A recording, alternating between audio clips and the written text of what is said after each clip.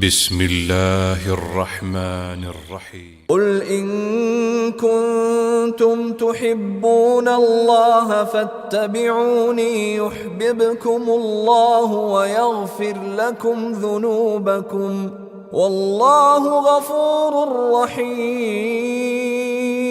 ہمیشہ سنت پر عمل کرنے اور سنت کی دعوت دینے والوں ہی کو سخت آزمایا جاتا ہے، اور سنت کی دعوت اور سنت پر عمل ایک ایسا یہ عمل ہے کہ ساری دنیا ان کے مخالف ہو جاتی ہے۔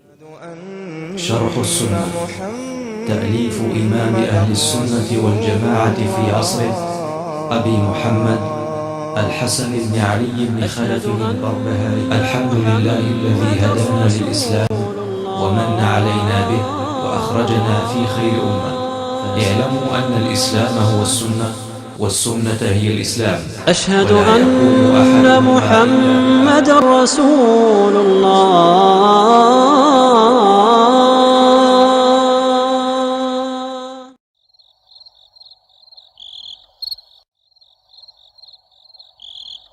وقفا وسلام علی عبادہ الذین اصطفیٰ اما بعد۔ اس سے پہلے 4-5 درس ہوئے ہیں شرح السنہ کے نام پر، جو بطور تمہید اور مقدمے کے ہیں، جن میں ایک تو مصنف امام بربہاری کے کچھ حالات بیان کیے، اسی طرح سے منہج کسے کہتے ہیں وہ بتایا، منہج کی کیوں ضرورت ہے، منہج کا علم حاصل کرنا اور منہج معلوم کرنا کیوں ضروری ہے، اس کے متعلق کچھ باتیں آ گئیں۔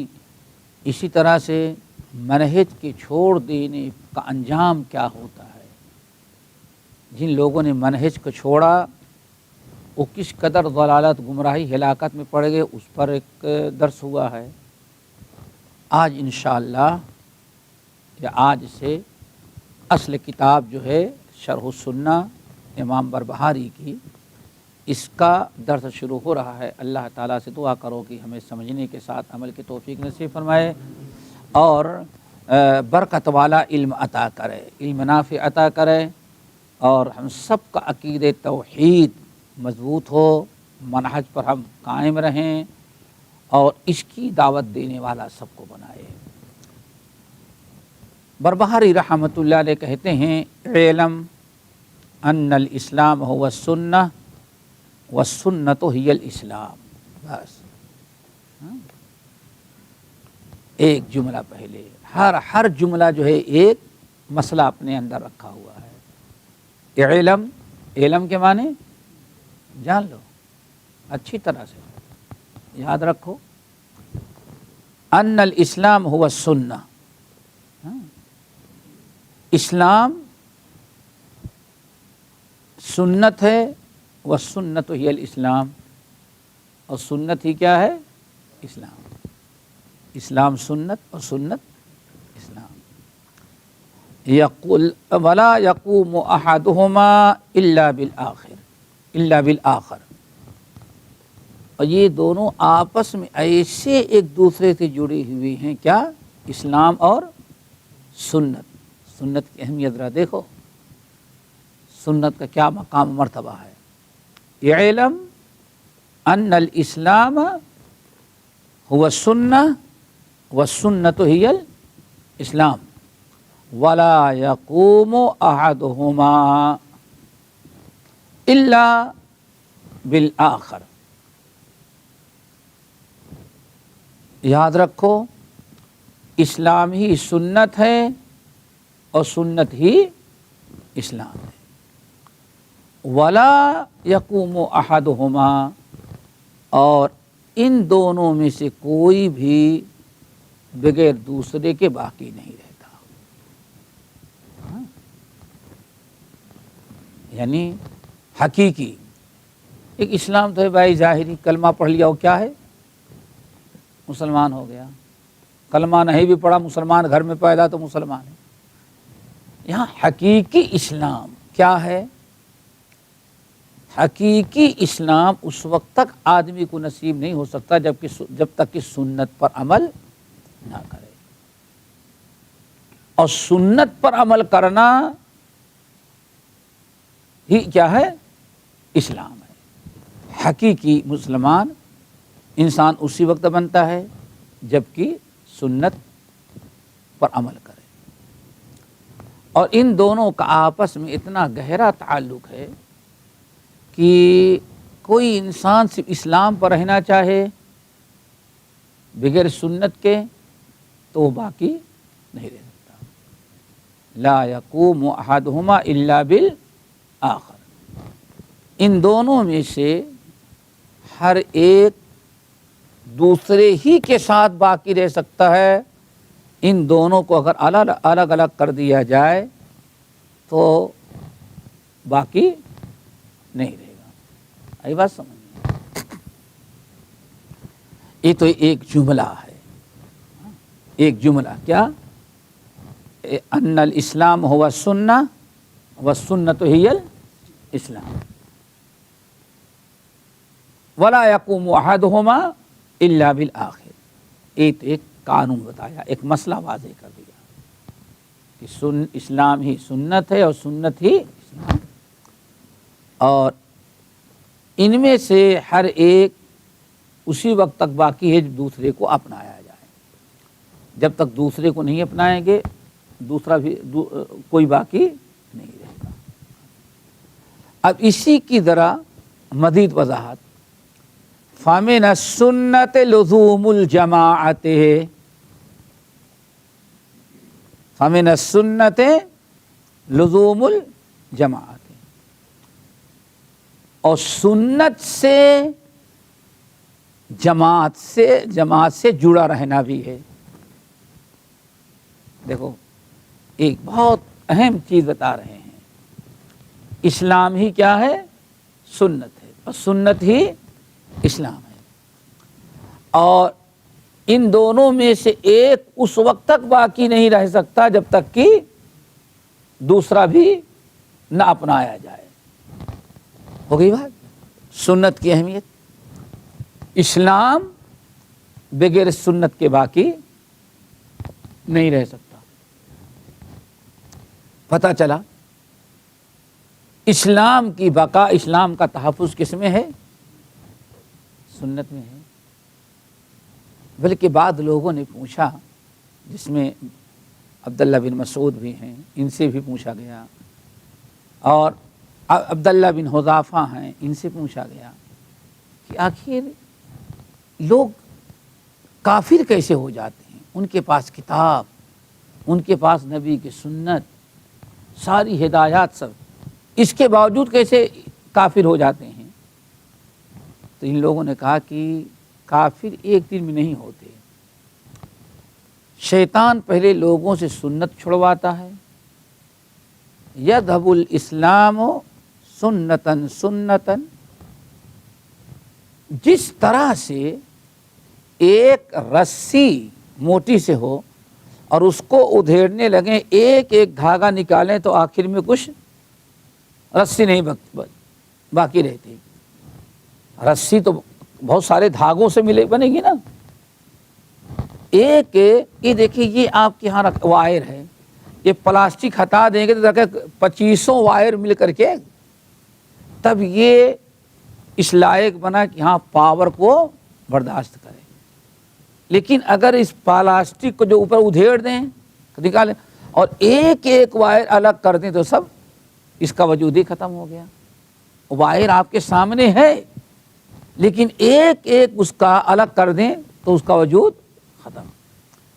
تو صحابہ نے کہا کہ جس طرح سے رسی کا ایک ایک دھاگا نکالتے جاؤ تو رسی کا وجود ختم ہو جاتا ہے، ایسے ہی شیطان لوگوں سے سنتیں چھڑوانے لگتا ہے. لوگ ایک ایک سنت چھوڑتے جاتے ہیں، آخر میں اسلام کا کوئی وجود رہ ہی نہیں جاتا. یہ بڑی اہم مثال ہے، بہترین انداز سے سمجھایا. اور یہ صحابہ کا یہ قول، سلف کا یہ قول جو میں نے بتایا، اس کو امام دارمی رحمۃ اللہ علیہ نے اپنی مسند میں اسی طرح سے امام اللالکائی رحمۃ اللہ علیہ نے اپنے کتاب السنہ کے اندر نقل کیا ہے جو بڑی اور امام سیوطی رحمۃ اللہ علیہ نے مفتاح الجنہ میں بھی اس کو نقل کیا. یہ بڑی اہم مثال دی ہے کہ ہم لوگوں کو ذرا ہوشیار رہنا چاہیے اور سمجھنا چاہیے کہ بربہاری رحمۃ اللہ علیہ جو کہہ رہے ہیں کہ علم ان الاسلام هو السنہ والسنۃ هی الاسلام ولا یقوم احدهما الا بالآخر. اسلام ہی سنت ہے اور سنت ہی اسلام ہے، اور یہ دونوں، ان دونوں میں سے اکیلے کوئی چیز باقی نہیں رہ سکتی، اگر باقی رہے گی تب دوسرے کے ساتھ. آپ نے سمجھ لیا. اب سنت بھی بہت ہے، سنن ہے. تو امام بربہاری رحمۃ اللہ علیہ کہتے ہیں فَمِنَ السُّنَّةِ لُزُومُ الْجَمَاعَةِ، اور یہ سنت جو ہے، سنت ہی سے میں، سنتوں میں ایک بڑی اہم سنت ہے لزوم الجماعہ، جماعت سے جڑے رہنا. آئی بات سمجھ؟ لزوم کے معنی کہتے ہیں لازم پکڑنا، جماعت سے جڑے رہنا، جماعت سے علیحدگی اختیار نہ کیا جائے.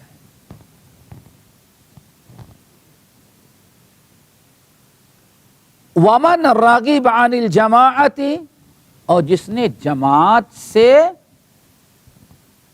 منہ موڑ لیا، بیزار ہو گیا، وفارقہا، اور اس نے جماعت کو چھوڑ دیا، فقد خلع ربقۃ الاسلام من عنقہ، تو اس نے اپنے گلے سے اسلام کا قلادہ جو ہے وہ نکال پھینکا. وَكَانَ ضَالًّا، اب وہ خود گمراہ ہوگا، وَمُضِلًّا، اور غیروں کو گمراہ کرنے والا بنے گا. یہ بات سمجھ میں آ گئی نا؟ فَمِنَ السُّنَّةِ لُزُومُ الجماعہ، سنتوں میں سے ایک عظیم ترین سنت کیا ہے؟ جماعت سے جڑ کے رہنا، علیحدگی اختیار نہ کی جائے، جماعت کے ساتھ رہنا. اور یہی صحابہ کا طریقہ تھا، جیسے آگے آ رہی بات. امام اوزاعی رحمۃ اللہ علیہ جو وقت کے بہت بڑے امام محدث فقیہ ہیں، وہ کہتے ہیں خمس کان علیہ اصحاب محمد صلی اللہ علیہ وسلم، 5 چیزیں تھیں جس پر صحابہ کرام قائم تھے. 5 چیزیں نہایت اہم ترین تھی جن پر صحابہ قائم تھے، اور انہی 5 وقت کی برکت سے اس دنیا میں انہوں نے عروج کیا. اللہ نے ان کو قوت و طاقت نصیب فرمائی، فتوحات نصیب ہوئی. اب وہ 5 چیزیں کون ہیں؟ نمبر 1 لزوم جماعت، نمبر 2 اتباع سنت، نمبر 3 وعمارت مسجد، نمبر 4 وتلاوت قرآن، نمبر 5 وجہاد فی سبیل اللہ. یہ 5 چیزیں ذرا غور کرو. آج کہا تو جاتا ہے صحابہ نے یہ کیا، سب کچھ کیا، لیکن صحابہ جو کرتے تھے وہ کیا ہم نے کیا؟ ایک ہی جو صحابہ نے خروج کیا، خروج فرمایا، یہ تو بات جملہ ہو گیا. لیکن سوال ہے کہ ہاں کرتے کیا تھے وہ؟ کانا خمس کانا علیہ اصحاب محمد صلی اللہ علیہ وسلم، اصحاب رسول 5 چیزوں پر تھے. ان میں سب سے پہلی چیز ولزوم جماعت، ہمیشہ جماعت سے جڑ کر کے رہے. نمبر 2 واتباع سنت، ہمیشہ سنت کی پیروی کرتے رہے. نمبر 3 وعمارت مسجد، مسجدوں کو آباد کرتے رہے، باجماعت نماز سے، ذکر اذکار سے، تلاوت قرآن سے، اعتکاف اور عبادت سے، اور دروس کتاب اللہ اور سنت رسول کے دروس سے مسجدوں کو انہوں نے آباد رکھا۔ نمبر 4 وَتِلَاوَةُ قُرْآنٍ، قرآن کی تلاوت۔ اور آج کس کی تلاوت ہوتی ہے؟ وہ سوچنے کی چیز ہے۔ آج ایک مخصوص کتاب پڑھی جائے گی اور قرآن تلاوت کر کے اس پر غور خوض کے بجائے، تدبر کے بجائے سر جھکا کے چادر اوڑھ دی جائے گی اور دلی اور رائے منڈ پہنچ جاتا ہے وہ، کیوں؟ اصل بابا وہاں بیٹھا ہوا ہے۔ اب یہاں سے بغیر وائر کے کنیکشن جوڑا جا رہا ہے، ایسا پاورفل، ہاں ٹیلی فون وغیرہ کے لیے ٹاور بنانا پڑتا ہے، وہاں ٹاور بنانے کی بھی ضرورت نہیں۔ اب یہاں سر نیچے، پتہ نہیں وہ چادر میں کتنی برکت ہے کہ سر نیچا ہوا اور کنیکشن جڑ گیا وہاں سے۔ یہ میرے بھائی وہ تلاوت و قرآن کی تلاوت، پڑھنا، پڑھانا، سیکھنا، سکھانا، ذرا غور کرو۔ نمبر 5 وجہاد فی سبیل، لزوم جماعہ۔ فمن رغب عن سنت ومن رغب غیر الجماعت، اور جو جماعت سے اعراض کیا اور جماعت کے چھوڑنے میں سے اس کو رغبت ہے، جماعت سے کوئی رغبت نہیں، رغبت ہی نہیں، جماعت کو چھوڑ دیا۔ اب 2 شکل، خود گمراہ ہوا اور لوگوں کو گمراہی پر وہ ڈالا۔ یہاں جماعت کو چھوڑنا سب سے پہلی چیز۔ جماعت سے مراد کیا ہے؟ جماعت سے، کیونکہ بہت سارے لوگ، اور اس زمانے میں تو بہت جماعتیں ہیں، جماعت سے کون سی جماعت مراد ہے؟ کیا پکڑنا ہے؟ تو عام جماعت تو نہیں ہے، یہ وہی جماعت ہوگی جس کو پکڑنا ہے جس کو اللہ کے رسول نے جماعت قرار دیا۔ اب دیکھنا ہے کہ اللہ کے رسول نے کس کو جماعت قرار دیا۔ مشہور حدیث، آپ نے ارشاد فرمایا کہ اے لوگو، افترقت الیہود، یہودی کتنے فرقے میں بٹ گئے؟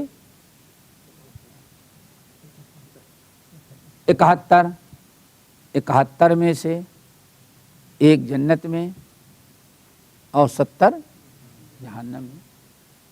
وافترقت النصارى على 72 ملہ، کتنے فرقوں میں؟ 72 میں سے 71 کہاں گئے؟ جہنم میں، وواحدۃ فی الجنہ، وستفترق امتی، اور میری امت میں جو فرقے بنیں گے علی 73 ملہ، 73 فرقے، یعنی اور بڑھ جائے گا۔ اور 73 میں 72 فی النار، یا کلھا فی النار الا واحدہ، سارے گروہ جہنم میں، صرف ایک گروہ جنت میں جائے گا۔ قالوا ما ہی یا رسول اللہ، صحابہ نے کہا یا رسول اللہ وہ کون سا گروہ ہوگا؟ آنے فرمایا ما انا علیہ و اصحابی، ما انا علیہ و اصحابی، یہ وہی گروہ جماعت ہوگی، یہ وہی گروہ ہوگا جس پر ہم ہیں، وہ گروہ ہوگا جو ہمارے و اصحابی اور ہمارے صحابہ کے نقش قدم پر چلتا ہوگا۔ اور ایک روایت میں کیا، وہی الجماعہ، یہی کیا ہے، جماعت ہے۔ یہ الجماعہ جو الف اور لام، وہی الجماعہ، پتہ چل گیا کہ جس جماعت کو ہمیں لازم پکڑنا ہے وہ کون سی جماعت ہے؟ جماعت صحابہ۔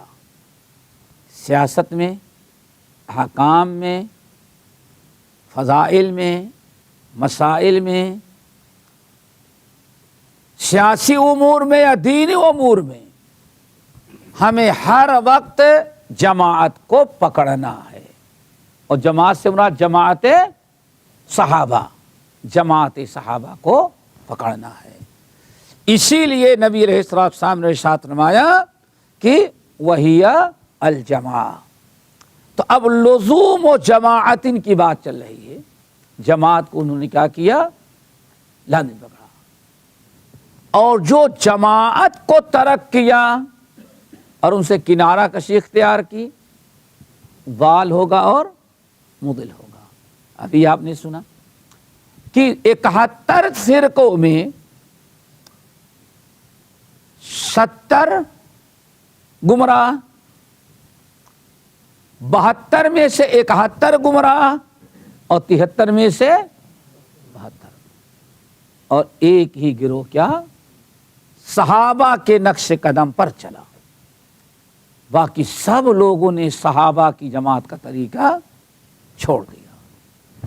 جو طریقہ اللہ تعالیٰ نے آسمان سے نبیوں کے ذریعے نازل کیا، اور جو طریقہ نبیوں نے دنیا میں آ کر کے ہر قسم کی مشقت برداشت کر کے رائج کیا اور جس پر اپنی جماعت تیار کی، آئندہ چل کر کے اکثر لوگوں نے اس طریقے کو چھوڑ دیا۔ وَلَا تُطِعْ أَكْثَرَ وَلَا تَجِدْ أَكْثَرَهُمْ شَاكِرِينَ۔ اللہ نے فرمایا فرعون نے تو یہی کہہ رکھا تھا کہ ان میں اللہ ہم کو نکال رہا ہے جنت سے، لیکن یہ آدم کی اولاد میں اکثر لوگوں کو اپنے شکر گزار آپ نہیں پائیں گے۔ ابلیس نے تو للکار کہہ دیا، وَلَقَدْ صَدَّقَ عَلَيْهِمْ إِبْلِيسُ، آگے، ہاں آگے، إِلَّا فَرِيقًا مِّنَ الْمُؤْمِنِينَ۔ اللہ اکبر، دیکھا آپ نے سورہ سبا کی آیت۔ ابلیس نے جیسے اللہ رب العالمین سے چیلنج کیا تھا کہ ہم جا رہے ہیں، فَبِمَا أَغْوَيْتَنِي لَأَقْعُدَنَّ لَهُمْ صِرَاطَكَ الْمُسْتَقِيمَ۔ اللہ آپ نے ہم کو گمراہ کیا ہے نا، فَبِمَا، تو اہل علم کہتے ہیں ہاں جو بیما، فا بیما، یہاں جو با آیا ہے وہ قسمیہ ہے، تو کیا ترجمہ ہوگا؟ فَبِمَا أَغْوَيْتَنِي، اے اللہ ہم آپ کی قسم کھا کے کہتے ہیں چونکہ آپ نے ہم کو گمراہ کیا۔ یعنی دیکھو بدبخت کو ابھی بھی گمراہ ہوتے ہوئے بھی کہتے ہیں نہیں ہماری غلطی نہیں، غلطی کس کی؟ اللہ، اور کم وقت قسم کھاتا ہے۔ فَبِمَا أَغْوَيْتَنِي، اللہ کی قسم، اللہ آپ نے ہمیں گمراہ کیا تو میں بھی لَأَقْعُدَنَّ لَهُمْ صِرَاطَكَ الْمُسْتَقِيمَ، وہ صراط مستقیم، صراطَكَ، صراطَكَ، وہ آپ کا راستہ المستقیم جو سیدھا آپ نے جنت میں جانے کے لیے مقرر کیا ہے، ہم بھی کیا کریں گے؟ اسی صراط مستقیم پر بیٹھ جائیں گے، کہیں نہیں جائیں گے، کیونکہ معلوم ہے کہ ہم کو جنت سے نکالا آپ نے اور دوبارہ جنت میں آنے کا راستہ بھی آپ نے مقرر کیا ہے آدم کی اولاد کے لیے۔ تو میں بھی اب دنیا کا سارا کام چھوڑ کر کے صرف کیا کروں گا؟ لَأَقْعُدَنَّ لَهُمْ صِرَاطَكَ الْمُسْتَقِيمَ، آپ کا مقرر کردہ سیدھا راستہ جو ہے جنت میں آنے والا، اسی پر ہم بیٹھ جائیں گے۔ پھر کیا کریں گے؟ ثم لآتینہم من بین ایدیہم ومن خلفہم وعن ایمانہم وعن شمائلہم ولا تجد اکثرہم شاکرین. ہم ان کو آگے سے، پیچھے سے، دائیں سے، بائیں سے، چاروں طرف سے ہم ان کو گمراہ کریں گے. اس لیے وَلَا تَجِدُ أَكْثَرَهُمْ شَاكِرِينَ، رہیں گے تو بہت تعداد میں، لیکن ان میں سے اکثر جو ہیں آپ کے ناشکرے ہوں گے، بہت ہی تھوڑے سے ہوں گے جو شکر گزار ہوں گے. لو، اور آج کہتے ہیں ہماری تعداد کی، تمہاری دال میں نمک کے برابر بھی تم نہیں ہو. سوچو ذرا سا، شیطانی راستوں پر فخر، ہماری تعداد بڑی ہے اور بڑے خوش فہمی. اگر ہم غلط ہوتے تو اللہ ہم کو اتنا کیوں بڑھاتا؟ سوچو آدمی کیسے حرکتیں. اور یہاں شیطان کیا کہہ رہا ہے؟ وَلَا تَجِدُ أَكْثَرَهُمْ شَاكِرِينَ. ٹھیک ہے نا. پھر آگے اللہ نے سورہ سبا والی آیت، وَلَقَدْ صَدَّقَ عَلَيْهِمْ إِبْلِيسُ ظَنَّهُ، اللہ نے فرمایا ابلیس نے جو خیال قائم کیا تھا وہ سچا ہو گیا. یہی ہے نا، وَلَقَدْ صَدَّقَ عَلَيْهِمْ إِبْلِيسُ ظَنَّهُ. ابلیس جو اس وقت سوچا تھا جنت سے نکلتے ہوئے بھگایا گیا تو کہ ان میں سے اکثر لوگوں کو شکر گزار نہیں رہنے دوں گا، ہر ایک کو نافرمان ناشکرا بناؤں گا. اللہ نے فرمایا ابلیس نے جیسے سوچا تھا اس میں کامیاب ہو گیا. آگے فَاتَّبَعُوهُ، واقعی اکثر لوگ کس کی پیروی کرنے لگے؟ شیطان کی. اور خوب لڑایا بھی، یہ کافر، یہ کافر، یہ کافر، یہ کافر. وہ جو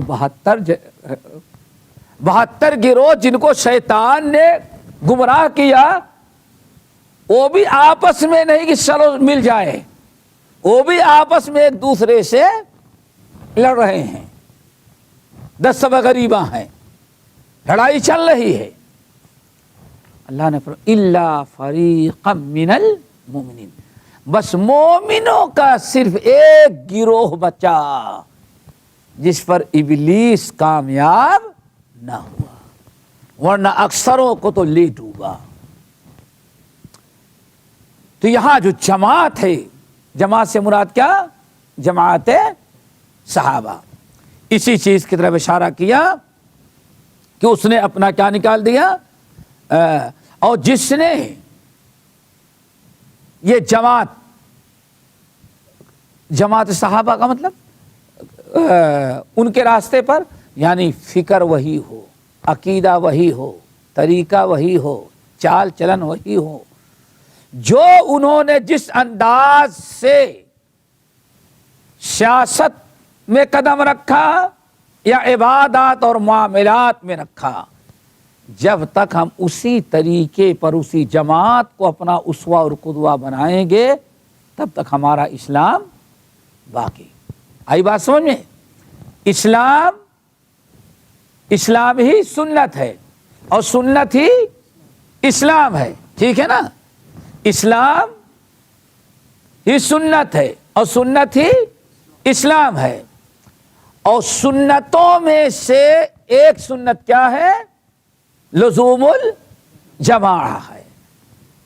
اگر لزوم الجماعہ نہ رہا، جماعت سے ہم نہ جڑے رہے، صحابہ کے نقش قدم پر نہ چلے، ان کے منہج کو نہ اپنایا، تو 72 فرقوں میں سے ایک فرقے میں ہم شامل ہو جائیں گے. اور 72 فرقے جو ہیں گرچہ اپنے آپ کو مسلمان کہتے، لیکن ان میں اکثر ایسے ہیں کہ اصلی ایمان یا حقیقی اسلام سے وہ محروم ہو گئے. اور یہ کیوں ہوا؟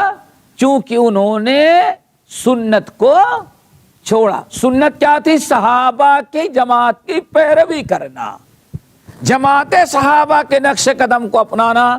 لیکن انہوں نے نقش صحابہ کے نقش قدم کو چھوڑ کر کے کوئی اور راستہ اختیار کیا.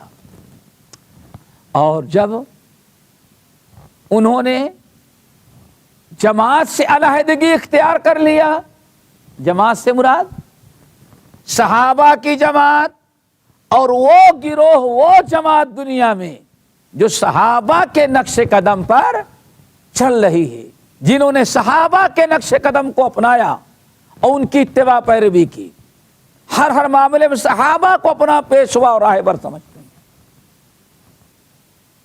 انہوں نے یا اس جماعت کے ساتھ جڑے رہے. اگر ایسی جماعت کو چھوڑا تو فقد خلع، تو انہوں نے اپنے گلے سے اسلام کا قلادہ نکال دیا. ربقہ جانتے کس کو کہتے ہیں؟ کھیتوں میں ہل چلاتے ہوئے دیکھا ہے کبھی؟ ہاں؟ دیکھا ہے تم نے؟ دیکھا ہے ہل چلاتے ہوئے بیل؟ ارے واہ، تب کیا پھر دیکھے ہو کیسے چلتا ہے؟ پیر میں کچھ باندھا جاتا ہے، گلے میں کیا ہوتا ہے؟ پٹا ہوتا ہے، لوہا ہوتا ہے، کہیں لکڑی ہوتی ہے. ہاں، اور اگر وہ بیل کے گلے سے نکال دو تب کسان بھی وہیں رہ جائے گا، ہل بھی، اور وہ نکل گیا. سب کچھ ہے لیکن وہ نکل گیا. اب وہ نکل گیا، بھگا جا رہا ہے، روڈ کراس رہا تھا، ٹرک والا آیا، اڑا کے چلا گیا. جنگل میں چلا گیا، شیر نگل گیا. اب ہلاکت اور ہلاکت ہی ہے. اور پھر اگر بھاگتا رہا، جس کے دروازے پہ گیا 2 ڈنڈا اسی نے مارا. اب نکل گیا وہ، اور آخر میں کہیں منچلوں کو ملا تو پکڑے، رات کو ذبح کر کے ہضم کر گئے. ایک بیل کا اتنا برا حشر کیوں ہوا؟ اصل میں وہ قلادہ جو تھا کیا کیا اس نے؟ نکال کے پھینک دیا. آپ نے فرمایا یہی حشر اس انسان کا ہوگا جس نے جماعت کو چھوڑ دیا، سنت کو چھوڑا، جماعت کو چھوڑا. اب گویا اس نے اسلام کا قلادہ گلے سے نکال دیا. اب وہ آزاد ہو گیا. کس سے آزاد ہو گیا؟ اسلام سے. اپنے آپ کو آزاد کر لیا. اب شیطان اس کو جیسا چاہے استعمال کرے، جہاں چاہے اس کو شیطان برباد کرے. کیوں؟ اس نے اپنے آپ کو اسلام سے آزاد کر لیا. وَكَانَ ضَالًّا مُضِلًّا، وہ خود گمراہ ہوگا اور غیروں کو بھی گمراہ کرتا ہوگا. اس لیے ہر انسان کے لیے ضروری ہے کہ لزوم و جماعت. کیا؟ لزوم و جماعت، جماعت کی پابندی کرے اور جماعت کا وہ ساتھ دے. یہیں سے مصنف رحمت اللہ علیہ جو بیان کرنا چاہتے ہیں وہاں جماعت، لزوم جماعت سے سمع اور طاعت کا. کیا؟ سمع اور طاعت. ہمیشہ سے صحابہ کا طریقہ، صحابہ کے بعد تابعین کا طریقہ سمع و طاعت کا تھا. سمع اور طاعت کیا چیز ہے؟ ابھی پیچھے آپ لوگ حدیث پڑھ چکے ہیں. ارباد ابن ساریہ رضی اللہ تعالیٰ عنہ حدیث کے راوی، نبی علیہ السلام روایت کرتے ہیں کہ نبی علیہ السلام نے نماز پڑھائی. ٹھیک ہے نا؟ نماز فجر ادا کرائی. پھر آپ کھڑے ہوئے، کیا کہتے ہیں؟ فَوَعَدَنَا مَوْعِظَةً بَلِيغَةً ظَرَفَتْ مِنْهَا الْعُيُونُ وَوَجِلَتْ مِنْهَا الْقُلُوبُ. نبی علیہ السلام کھڑے ہوئے اور خطبہ دیا، اور ایسا با اثر خطبہ دیا کہ ہم میں سے ہر انسان کا دل دہل گیا اور ہر انسان ہم میں سے رونے لگا. آنکھوں میں آنسو بہ گئے.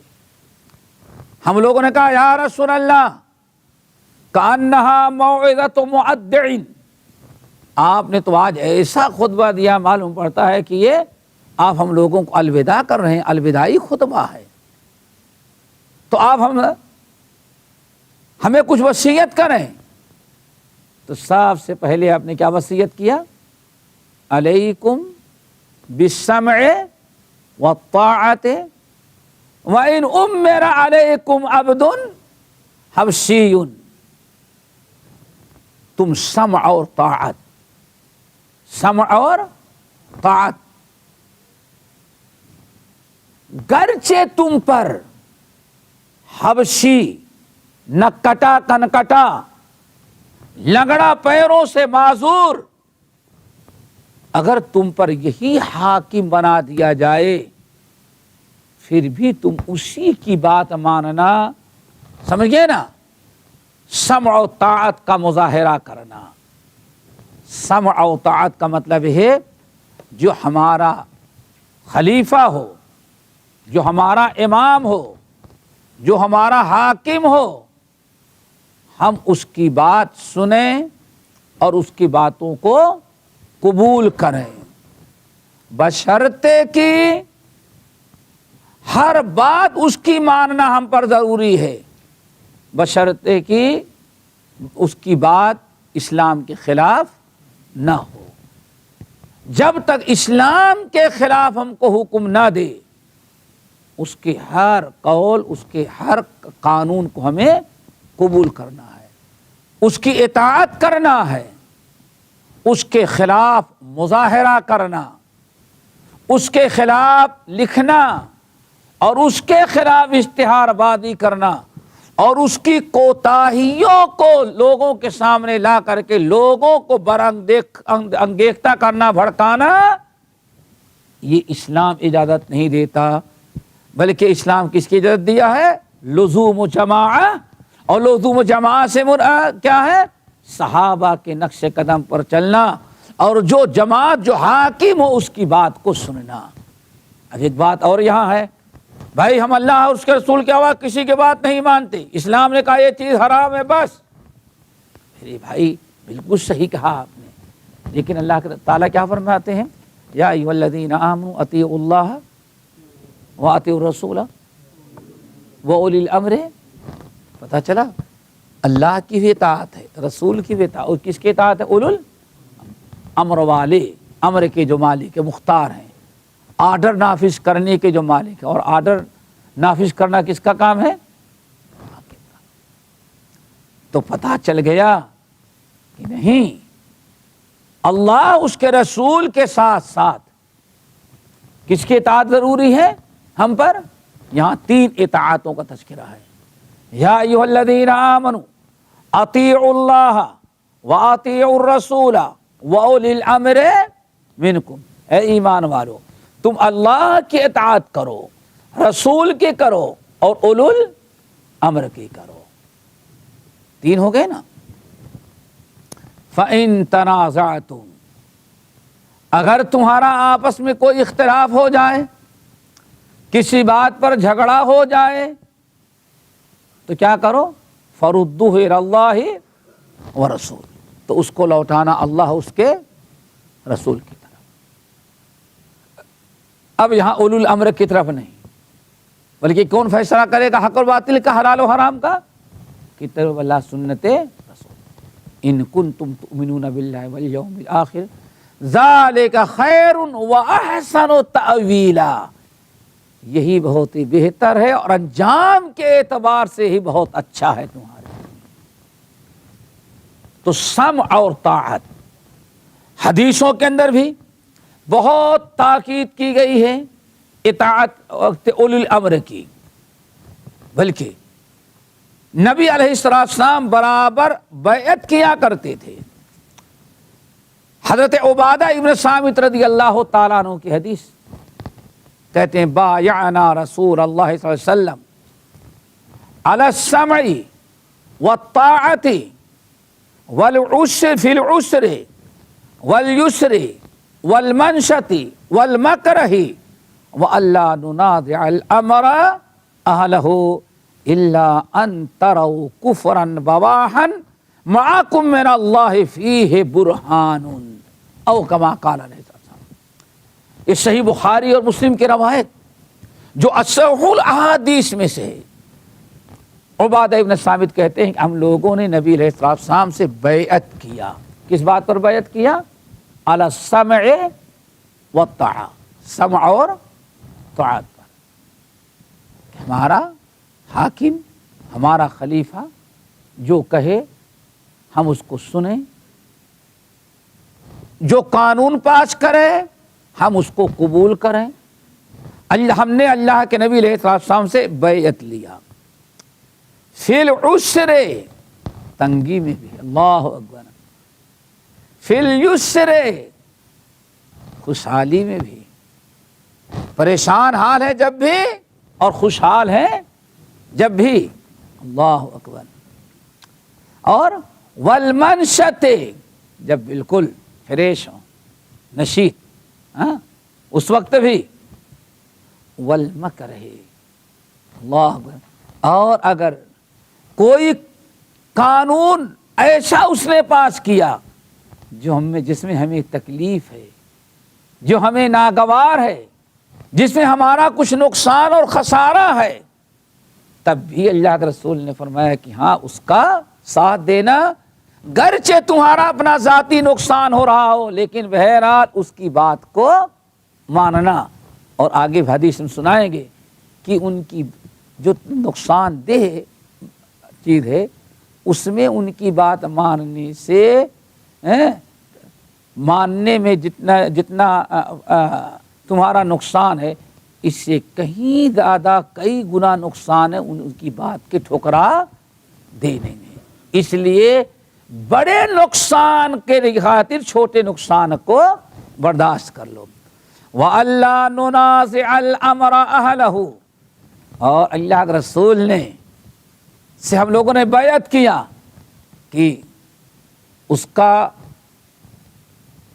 جو صاحب امر ہے ہم اس سے اس کی کرسی چھیننے اور تختہ پلٹنے کی کوشش نہ کریں۔ اور ہم کیا کہتے ہیں؟ انقلاب، کیا؟ اور کبھی اسلامی انقلاب، شیطانی انقلاب کو کیا کہتے ہیں؟ ابھی میں سمجھتا ہوں جب سے آپ لوگوں کی آنکھیں کھلی ہیں، سب سے بڑا اسلامی انقلاب جو ہے ہمارے پڑوسی ملک کے اندر آیا۔ کیا نتیجہ نکلا؟ متعہ ختم ہوا، وہاں سنیوں کو کوئی آزادی ملی، اسلام کوئی آیا؟ کون سا اسلام آیا؟ نام تو اسلامی انقلاب کا، اسلامی جمہوریہ بھی ہو گیا، لیکن کون سی اسلامی چیز ذرا بتاؤ؟ جہاں ابو بکر عمر پر لعنت بھیجی جائے، جہاں عائشہ کو کافر قرار دیا جائے، جہاں صحابہ کو اور جہاں مسلم سنی ملکوں کے اندر تباہی اور بربادی پھیلائی جائے، اس کو اسلامی انقلاب ہم کہیں گے؟ کون سا اسلامی انقلاب آیا؟ تو ہم بڑے جوش اسلامی انقلاب نام دیتے ہیں۔ میرے بھائی، اسلامی انقلاب کون سے انقلاب؟ یہاں اللہ کے رسول فرماتے ہیں ان کی کرسی چھیننے کی کوشش نہیں کرنا۔ کیوں؟ اگر کرسی چھیننے کی کوشش کی اور ایسا انقلاب لانا تو انقلاب تو کرسی بھی نہیں ملے گی، اور انقلاب لاؤ گی تو اسے فساد ہوگا، کبھی وہ اسلام انقلاب نہیں ہو سکتا، امن و امان نہیں ہو سکتا۔ اللہ آج سب کی آنکھیں کھل گئیں۔ اسلامی انقلاب کیا کیا؟ حکمرانوں کی کرسی، چند حکمرانوں کی کرسی چھین لیا۔ کون سا اسلام آ گیا؟ کون سا اسلام آیا؟ کون سا وہاں امن و امان آ گیا؟ جہاں اطمینان کے ساتھ زندگی لوگ گزارتے تھے، عزت کی زندگی، ملک خوشحال تھا، ہر قسم کی برکتیں تھیں، آج ان تمام چیزوں سے ممالک محروم ہو گئے۔ آج مسجدوں میں نماز پڑھنا مشکل ہو گیا، 3 وقت کی روٹی ملنا مشکل ہو گئی۔ کیوں؟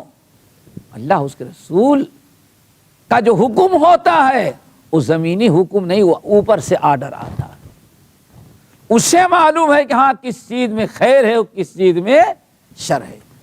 ابھی نام نہاد خلیفہ جو نکلا ہوا ہے، کتنے لوگوں نے اپنے حکام کی، اپنے بڑوں کی، اپنی حکومت کی مخالفت کیا، ملک کو چھوڑ چھوڑ کر کے گئے، اب بغداد میں خلیفہ پیدا ہو گیا ہے۔ کیا نتیجہ نکلا؟ جب بھگ کر کے آ رہے ہیں اپنے اپنے ملکوں میں، اب جان بچا کے بھگے تو اب آنکھیں کھل گئی۔ ابھی انڈیا میں بھی واپس آنے کے بعد جو بیانات آ رہے ہیں، پڑوسی ملکوں میں جو آئے ہیں، کیوں بھگ کر کے آئے؟ ہم تو سمجھے جہاد کر رہے ہیں، اور ہم کو وہاں جانے کے بعد کہا جاتا تھا یہ نمازی جا رہا ہے اس کو قتل کرو، یہ مسلمان جا رہا ہے اس کو قتل کرو۔ کہا ہم سے سوائے مسلمانوں کے قتل کرانے کے کچھ کام ہی انہوں نے نہیں لیا۔ دیکھا آپ نے، یہ اسلامی انقلاب ہے۔ السمع والطاعہ، ذمہ دار جو ہیں ان کی اطاعت، ان کی فرما برداری، یہ اسلام کی بقا، اسلام کے تحفظ کا ذریعہ ہے۔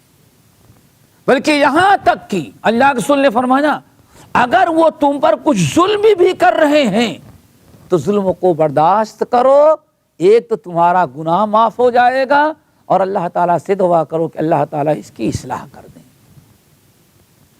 یہ ظلم برداشت کر لینا، اس میں تمہاری لیے خیر ہے، اس میں کم نقصان ہے، اور اگر تم ان کی کرسی چھیننے کی کوشش کرو گے اس میں تمہارا زیادہ نقصان ہے۔ اس لیے دوستو، سب سے پہلا عقیدہ کیا، منہج کیا بتایا؟ اس بنیادی چیز، علم ان الاسلام هو السنہ والسنۃ ہی الاسلام ولا يقوم احدهما الا بالآخر فمن السنة لزوم الجماعة ومن رغب غير الجماعة وفارقها فقد خلع رفقة الاسلام من عنقه وكان ضالا او ومضلا، خود گمراہ ہوگا، غیروں کو گمراہی کا سبب بنے گا۔ باقی انشاءاللہ اگلے ہفتے۔ أشهد أن محمد رسول الله